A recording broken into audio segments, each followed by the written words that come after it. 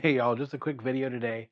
I ordered these manual hair clippers a while back, and I've just been wanting to try them out, talk about them, the pros and cons, how long they've been around. Stylists and barbers, we just like the look of these. They look ancient compared to, say, the less ancient magnetic clippers. You know, now we've got some real fancy cordless clippers. Why would somebody want these? And how well do they work? So this is called a Brisant style hair clipper. This would be the predecessor to the magnetic clipper. Here, this is powered by your hands. There's just a spring inside there, and that's it. One size, what you've got is what you've got. This is pretty close to the original design patented by Wall in 1921. If we open this up, we see we've got an electromagnetic coil. When it cycles basically on and off, this arm here moves, which makes this blade go back and forth. So 1921, remember that. This, same thing. When I squeeze the handle, this blade works, and in theory, each one of these little peaks and valleys is like a different set of scissors. So it's going to be effective to get through a lot of hair quickly. I've always thought, man, what if the electricity goes out while I'm cutting hair?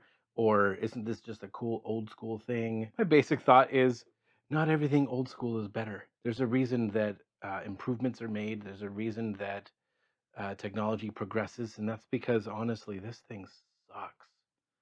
Let's just get... But it's not as ancient as a lot of us would think either. So this style clipper was invented in Serbia, but nobody's quite sure, somewhere between 1850 and 1890, which means at the very latest there was maybe a 30-year gap between this and these. That kind of makes me think these were invented and people were like, "Oh no, we got to do better than this." Patented in 1921, which he'd been working on them for about a decade as well, and had many iterations, as one does when they're inventing things. These were used in the military, they were used in boys' schools, they were used for prisoners, just to get through a lot of hair quickly. And one thing you'll notice about them is that just they are what they are. Guards don't fit them.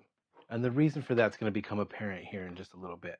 These are guards. This is number 1, an eighth of an inch, representing 1 week worth of growth. This just snaps on to some classic clippers. What you'll find here is the guard doesn't fit widthwise or lengthwise, not even close. And that's okay, because there's another way to get a fade. This is Mr. Sam. He was used for a class. So he's not going to be perfect, but his hair is short enough that we can test this out. So this is supposed to be 1/50th of an inch, half a millimeter, basically equivalent to 1 day's worth of growth. So very short, known as a triple aught or triple zero if you're not in the know. But if you want to sound cool, call it triple aught. But pretty much anything longer than that can be accomplished with scissors and a comb.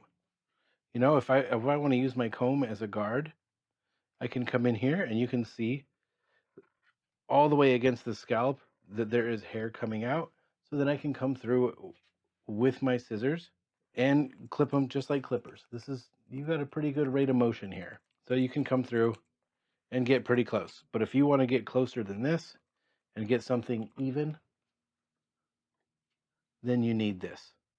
Once you're transitioning from this length to anything longer, really, scissors and even up to the thinnest comb will get you those transitions.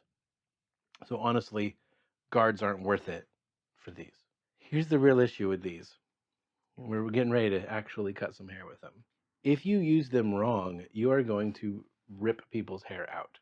For instance, if I decide I want to hold them underhanded like this, look at that wobble. I cannot jam this into someone's hair and then move the entire apparatus as it cuts. That reminds me of the old Epilady shavers. They just had like a rotating spring and just ripped your hair out. That's what that's going to do. So you may have to make sure that you hold these properly, just like When you're using scissors, you want that stationary blade to be as stationary as possible, and the moving blade controlled by your thumb to be the only one that's moving. Here, I want my bottom blade to sit as still as possible while that top blade moves. So that means for righties, an overhand grip, keeping the stationary handle in the crook of your hand and using your fingers to pull the moving handle is the only grip that you can use. For lefties, you have to use an underhand grip, keeping the stationary handle between your thumb and palm and using your fingers to control the moving blade. Otherwise, you're going to get a lot of movement. Bad news. Let's see how they do. I think one of the things about this is you really got to make sure to fully open and close. What I was doing before is just kind of a half moving. You got to do the full motion.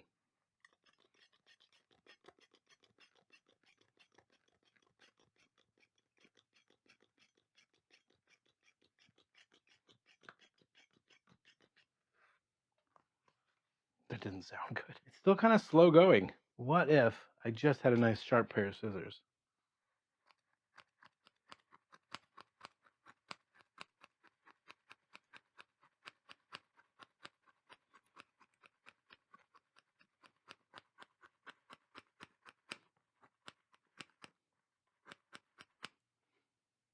All right, so we can see this is where I used the clippers. This is where I just used scissors. Now, what if the power goes out in your salon? Is it a good idea to have some of those? They could probably be sharpened, fine-tuned. Those are some of the cheapest ones I could find. And I could see how they could be effective, but honestly, not worth it. These days, power goes out in the salon. Just make sure your cordless clippers are charged.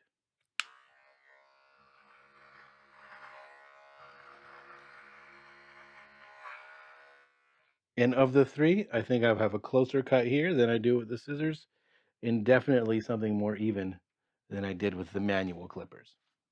Sorry, bro. We're gonna have to fix you some other time. So what do you think? Are they worth it? Hmm. uh,